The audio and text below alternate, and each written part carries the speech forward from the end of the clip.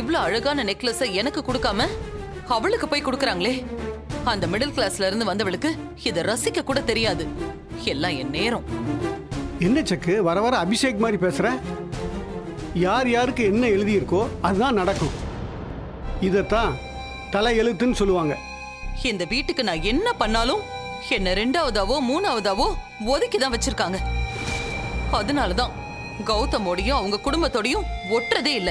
இந்த வீட்டுல என்னைக்குமே நான் ஃபர்ஸ்ட் பிரெஃபரன்ஸா இருந்ததே இல்ல.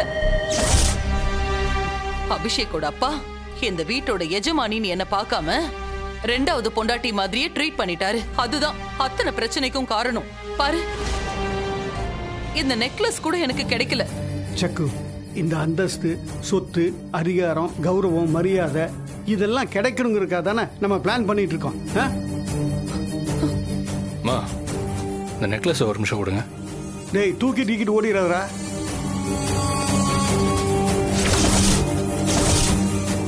என்னடா ரொம்ப யோசிக்கிற? லட்டு மாதிரி ஒரு சான்ஸ் கிடைச்சிருக்கு. அதான் ஒரு பிளான் பண்ணா என்னன்னு யோசிக்கிறேன்.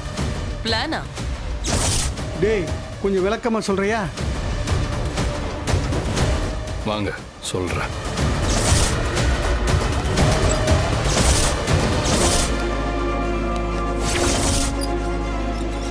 இந்த ரூமுக்கு நான் இப்பதான் வரேன். அபி, இங்க எதுக்குடா எங்களை கூட்டிட்டு வந்த? பாட்டி உங்ககிட்ட தானே நகையை பத்திரமா வச்சுக்க சொன்னாங்க. ஆமா, அதுக்கு என்ன இப்போ? இந்த நகைய சந்தோஷ் திருடிட்டான்னு ப்ரூவ் பண்ணிட்டா. என்னடா சொல்ற? அவன் எதுக்கு இதை திருட போறான்? புரியலையே, கொஞ்சம் விளக்கமா சொல்ல. நான் சொல்றத கொஞ்சம் பொறுமையா கவனமா கேளுங்க. இந்த நகைய இப்ப இங்க பத்திரமா வச்சிருப்போம். ஃபங்க்ஷன் நடக்கும்போது இந்த நகையை பாத்துக்கிற பொறுப்பை நான் சந்தோஷ் கிட்ட கொடுத்துருவேன். அண்ணன் தான் இத பத்திரமா பாத்துக்க சொன்னாருன்னு சொன்னா அவன் மறுக்காம சரின்னு சொல்லிடுவான். பாட்டி வந்து நகையை அண்ணனுக்கு தர நேரம் பார்த்து நகையை கொண்டு வர சொல்லுவாங்க. நான் சந்தோஷம் எடுத்துட்டு வர சொல்றேன். சந்தோஷம் இங்க இருக்கிற நகையை எடுக்க வருவான். அப்போ அதோ அங்க இருக்கிற சிசிடிவில சந்தோஷ் நகை எடுக்கிறதெல்லாம் அப்படியே கேப்சர் ஆயிடும். ஐயோ, நம்ம பேசிட்டு இருக்கிறத இப்ப இந்த சிசிடிவில ரெக்கார்ட் ஆயிருக்குமே. லோ ஒரு நிமிஷம் இருங்க. இவ்வளவு பிளான் பண்ணவா அதை பத்தி யோசிக்க மாட்டேனா? அமைதியா இருந்து நான் சொல்றத கேளுங்க. சரி, அவன் நகையை எடுத்துட்டு கீழே வந்துட்டா அப்புறம் எப்படி மாட்டுவான்? அங்கதான் ட்விஸ்டையே வச்சிருக்கேன். அவன் நகையை எடுத்துட்டு கீழே வர்றதுக்குள்ள எப்படியாவது அந்த நகையை அவன் கையில இருந்து அடிச்சிருவேன். அது எப்படிடா முடியும்? முடியும். மாப்பு, நீ மேல போ. இவன் கீழே வந்து நகையை காணும்னு சொன்னா எல்லாரும் சந்தோஷ தானே சந்தேகப்படுவாங்க. பார்த்தா அதுக்கு அவன் வந்து நகை எடுத்த சிசிடிவி ஆதாரம் கூட இருக்கு. நாம சந்தோஷ் தான் திருடன்னு அடிச்சு சொல்லலாம். அப்புறம் அவனால தப்பிக்கவே முடியாது. ஆனா இது சரியா வருமாடா? கண்டிப்பா சரியா வரும். மாப்பு, இது செம ஐடியா. தப்பாவே ஆகாது. சந்தோஷம் பழி வாங்கிடலாம். செக்கு என் தங்கச்சி இந்த நகைக்கு ஆசைப்பட்டால அவளுக்கு அது கிடைச்சிடும். ஆமாண்ணே, இந்த ஐடியா மட்டும் ஒர்க் அவுட் ஆயிடுச்சுன்னா நல்லா தான் இருக்கும். சரி, எது பண்றதா இருந்தாலும் ஜாக்கிரதையா பண்ணுங்க. இது போதும். இனிமே நான் பாத்துக்கிறேன். என்ன அசிங்கப்படுத்தின சந்தோஷ்க்கு நான் கொடுக்கிற பதிலடி.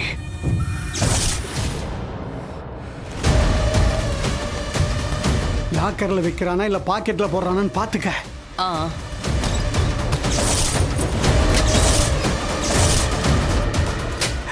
நல்ல வேலை வச்சுட்டா.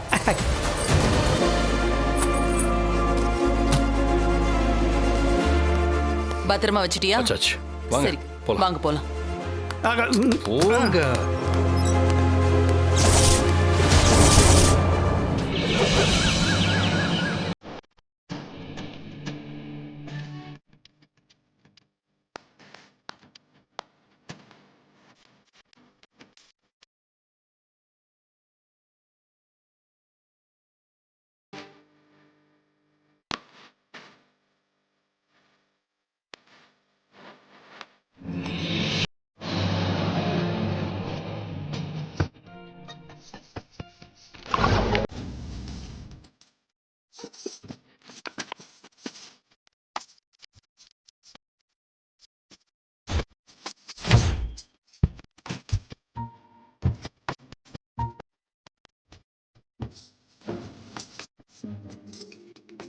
என்னாச்சு இவருக்கு? ஏன் இவ்வளோ சீரியஸா பார்க்கறாரு?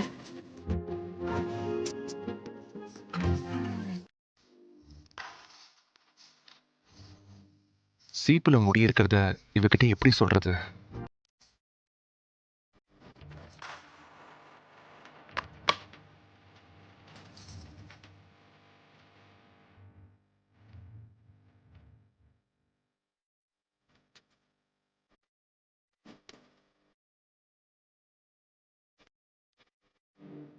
என்னாச்சு? ஆ, இல்ல ஆ, சீப்பு ஆ, அங்க இருக்கே.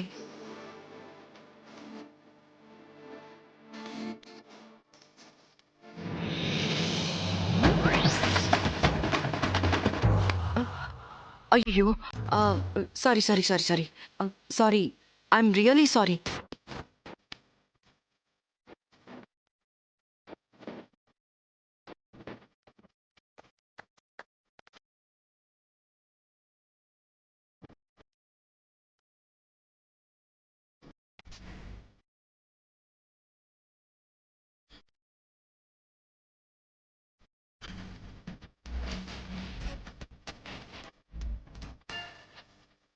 இன்னைக்கு ஆரம்பமே இப்படி இருக்கு. இன்னும் என்னென்னலாம் நடக்க போகுதோ.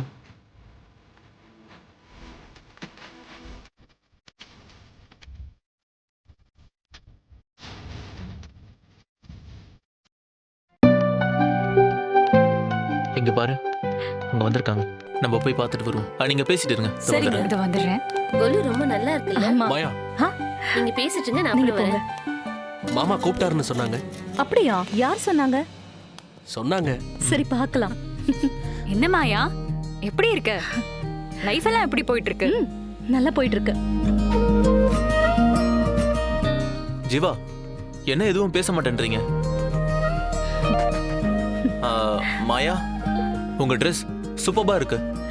You look too gorgeous. Thanks. மாயாக்கு ட்ரெஸ்ஸிங் சென்ஸ் ஜாஸ்தி. சூப்பரா ட்ரெஸ் பண்ணுவா. ஜீவா, உங்க ட்ரெஸ்ஸும் ஓகே. தேங்க்ஸ். ஆமா, நீங்க எங்க ஒர்க் பண்றீங்க? நான் மைக்ரோடெக்ல ஒர்க் பண்றேன். மைக்ரோடெக்கா? வாவ், அது என் ஃப்ரெண்டோட கம்பெனி. ஓ அப்படியா? ஆமா, இன்னும் சொல்ல போனா ரொம்ப க்ளோஸ் ஃப்ரெண்ட். ஆமா, நீங்க என்ன பொசிஷன்ல இருக்கீங்க? சீனியர் அனலிஸ்டா இருக்கேன். ஓ, நான் ஏதோ பெரிய போஸ்டிங்ல இருப்பீங்கன்னு நினைச்சேன்.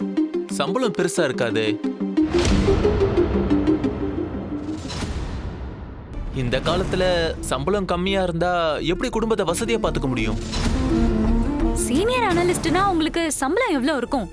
ஒரு 60,000 இருக்குமா? அது கூட இருக்காது. அப்படியா? ம்.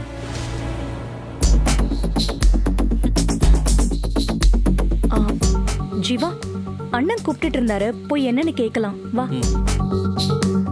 ஓகே, ஒண்ணு பண்ணுங்க. உங்களுக்கு ப்ரொமோஷனலோ ஹைக்கோ எது வேணாலும் என்கிட்ட சொல்லுங்க. நான் என் ஃப்ரெண்டு கிட்ட பேசுறேன். நான் சொன்னா அவன் தட்டவே மாட்டான். கண்டிப்பா உங்களுக்கு ப்ரொமோஷன் கிடைக்கும்.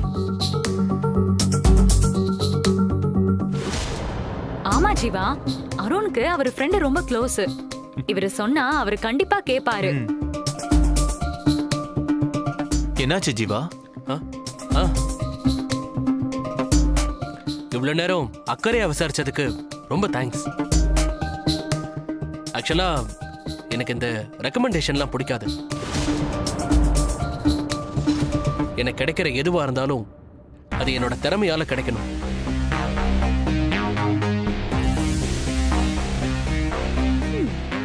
அப்புறம் சம்பளத்தை வச்சு எவ்வளவு வசதியா வாழ முடியுங்கிறதெல்லாம் முக்கியம் இல்லை. எப்படி நிம்மதியா வாழ்றோங்கிறதா முக்கியம். ஓ, செய்யற வேலைய ரசிச்சு செய்யணும். அன்னைக்கு நைட்டு தூங்கும்போது மனசுக்கு நிம்மதியா இன்னைக்கு பீஸ்ஃபுல்லா வேலை பார்த்தோங்கிற நினைப்போட தூங்கணும். அப்படிப்பட்ட நிம்மதியான வாழ்க்கை கடைசி வரைக்கும் நிலைச்சா போதும். வேற எதுவும் எனக்கு தேவையில்லை. ஓ, நல்ல விஷயம்தான். Keep it up. Super Jeeva. வா போலாம். ம். வரேன். ம். ட்ரெஸ் எல்லாம் பக்காவா செலக்ட் பண்ண தெரிஞ்ச மாயாவுக்கு ஒரு நல்ல ஹஸ்பண்டை செலக்ட் பண்ண தெரியல பாத்தியா? இவனெல்லாம் கட்டிக்கிட்டு இன்னும் என்னெல்லாம் கஷ்டப்பட போறாளோ. ஜீவா பேசினத பாத்தீங்களா? 60 வயசு கிழவ மாதிரி பேசுறான். அவன் அதை சீரியஸா சொல்லும்போது என்னால சிரிப்பை கண்ட்ரோலே பண்ணிக்க முடியல.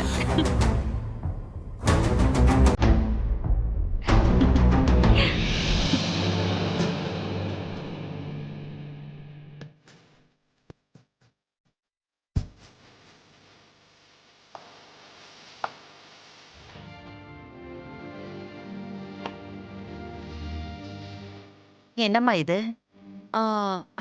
தெரியல பாட்டி. இது அவரோட வார்ட்ரோப்ல இருந்தது. அழகா இருக்கேன்னு கொண்டு வந்து வச்சேன்.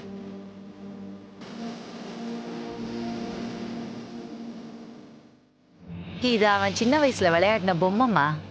அப்படியா?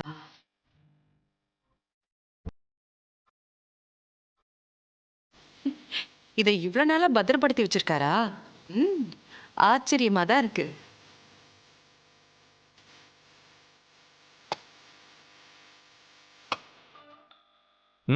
டெக்கரேஷன்லாம் சூப்பரா இருக்கு. கொலுவை பார்த்தாலே எனக்கு சின்ன வயசு தான் ஞாபகம் வருது. எனக்கும் தான். நல்லா சின்ன வயசுல கொலுவை பார்க்க போறதே அங்க வர பொண்ணுங்களை பார்க்க தானே.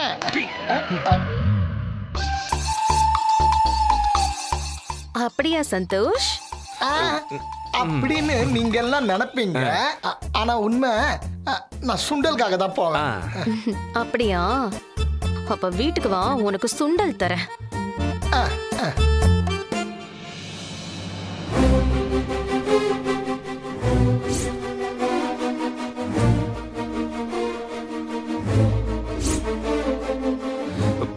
ஏய், இந்த பொம்மை இதெல்லாம் இங்க எப்படி வந்துச்சு?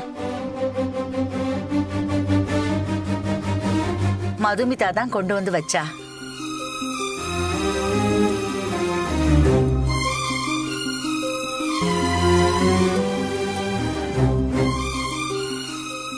ஏய் கௌதம்,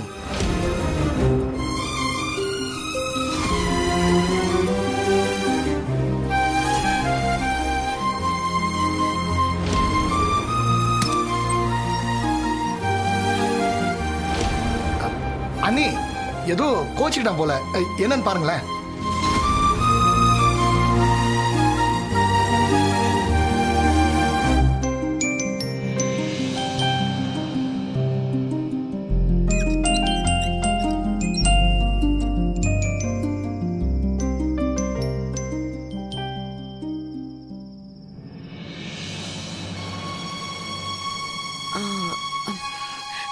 சாரி, உங்ககிட்ட கேட்காம உங்க பொம்மையை எடுத்தது தப்பு தான்.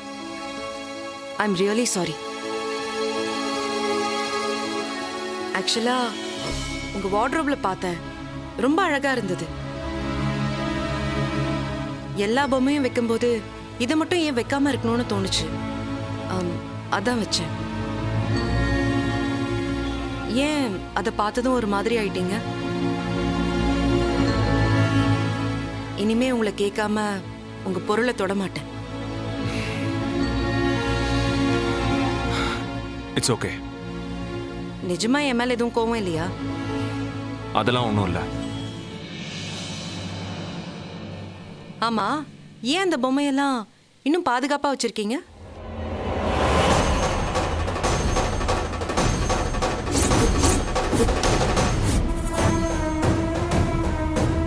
உங்களை தான் கேக்குறேன். அந்த பொம்மையில அப்படி என்ன விசேஷம்? நேரம் வரும்போது சொல்றேன்.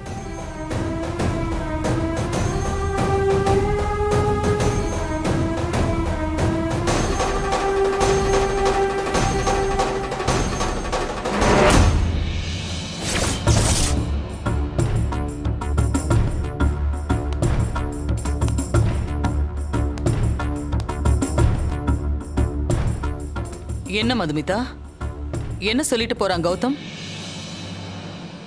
ஏன் கௌதம ஹர்ட் பண்ண? அவனுக்கு பிடிக்காத விஷயத்த செஞ்சா அவனுக்கு கோபம் வரும்னு உனக்கு தெரியாதா? அது நான் தப்பா எதுவும் பண்ணல அத்தை.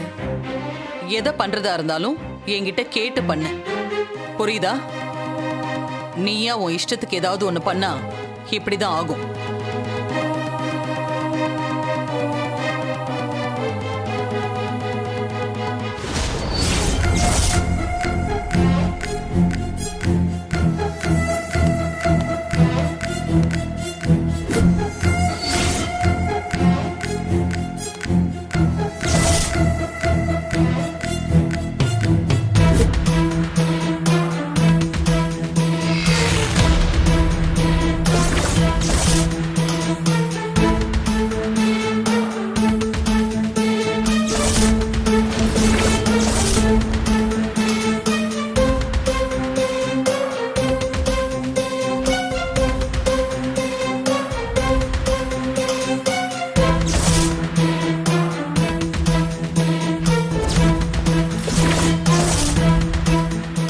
சரி. Okay okay.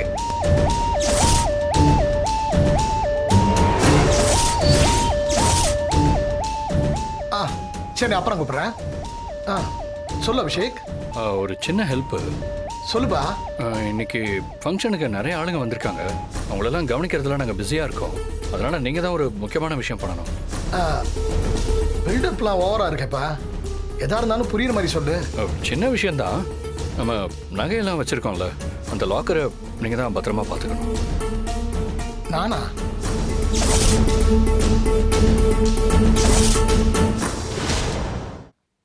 என்ன யோசிக்கிறீங்க? அது இல்லைப்பா, செக்யூரிட்டி எல்லாம் இருக்காங்க, அப்புறம் என்ன பயம்? நான் எதுக்கு லாக்கரை தனியாக பார்த்துக்கணும்? ஒரு நிமிஷம் என் கூட வாங்கலன்னு சொல்கிறேன், அப்போ தான் உங்களுக்கு புரியும். என்ன யோசிச்சுட்டு இருக்கீங்க? வாங்க வாங்க.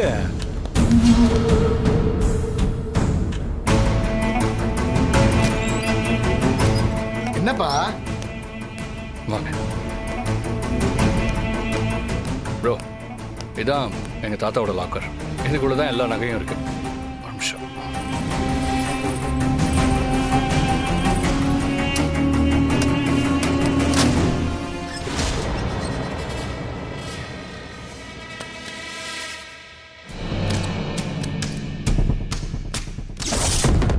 இதுதான் எங்கள் பரம்பரை நெக்லஸ். இதைத்தான் எங்கள் பாட்டி மதுமிதாக்கு கிஃப்ட் பண்ண போகிறாங்க. அதான் தெரியுமே, நான் தான் வக்கீல் சொல்லும்போது இருந்தேனே. காஸ்ட்லியான நகைங்கிறதுனால கொஞ்சம் கேர்ஃபுல்லாக பார்த்துக்க வேண்டியது இருக்கு. அதுக்கு தான் உங்கள் ஹெல்ப் தேவை.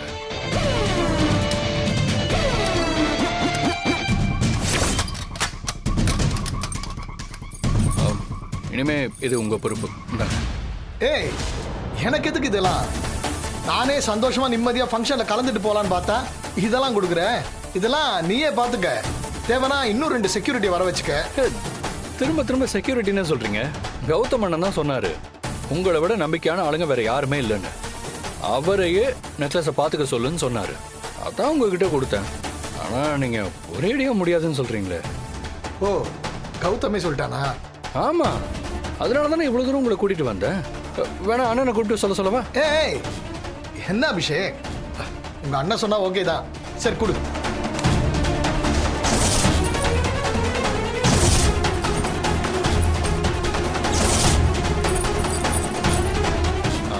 அண்ணனுக்கு கிஃப்ட் பண்ணுறதுக்கு நெக்லஸை பாட்டி கேட்குறப்போ நீங்களே எடுத்துகிட்டு வந்து கொடுத்துருங்க. அதெல்லாம் நான் பார்த்துக்கிறேன். இனிமே இந்த நெக்லஸ் என் பொறுப்பு. நீ எதுக்கும் கவலைப்படாத. ஃபங்க்ஷன் வேலை பாரு. ஒரு நிமிஷம். என்ன? என்னங்க, இந்த பேக்கில் வச்சு நகையை கொண்டு வந்துருக்கேன். அப்போ தான் ஓப்பன் பண்ணும்போது ஒரு மாதிரி சர்ப்ரைஸாக த்ரில்லிங்காக இருக்கும். ஓகே ஓகே ஓகே, இந்த பையன் இங்கே இருக்கட்டும். சரி. And please careful. பரம்பரை நகை. இது நம்ம வீடு, இங்கே யார் வர போகிறாங்க? எல்லாம் நான் பார்த்துக்கிறேன். ஆனால் வீட்டு விஷயத்தில் நீ இவ்வளோ அக்கறை எடுத்துக்கிறது எனக்கு ரொம்ப சந்தோஷமாக இருக்குப்பா. குட். தேங்க்யூ.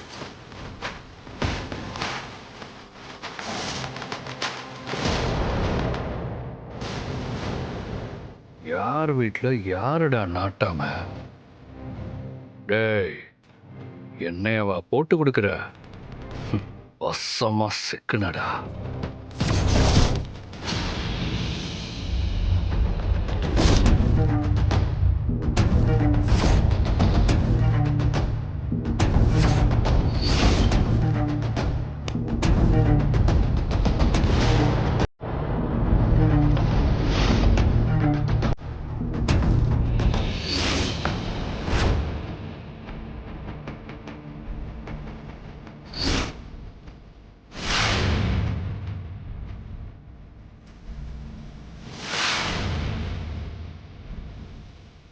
அரேஞ்ச்மெண்ட்ஸா எல்லாரும் சேர்ந்து தான் பண்ணோம். நல்லா Excuse இருக்கா? me. நல்லா இருக்கு. சார். ஃபுட் அங்க இருக்கு. அங்க போய் சாப்பிடுங்க. ம் ஓகே. ம்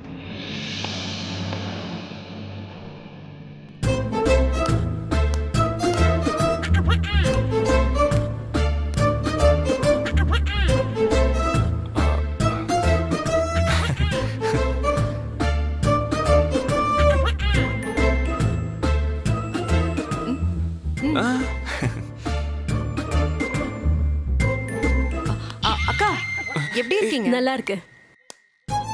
ஆ, என்னாச்சு இவருக்கு?